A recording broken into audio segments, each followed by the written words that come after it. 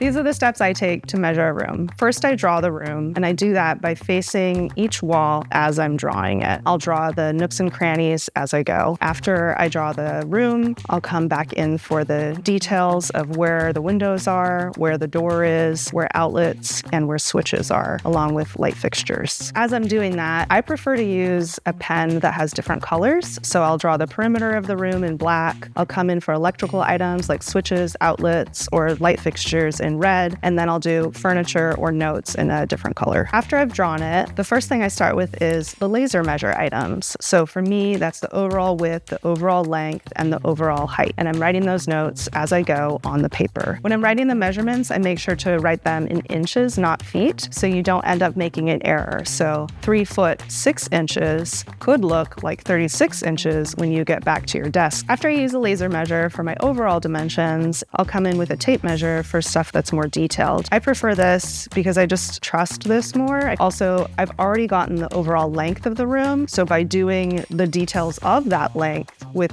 this tape measure, I can compare them and see where I might be off. Typically, I'll only measure the architecture, and then I'll come back in for the furniture and write that on a separate piece of paper with the dimensions. Once I've measured everything, now I have what I need to go ahead and draft that into AutoCAD or into SketchUp.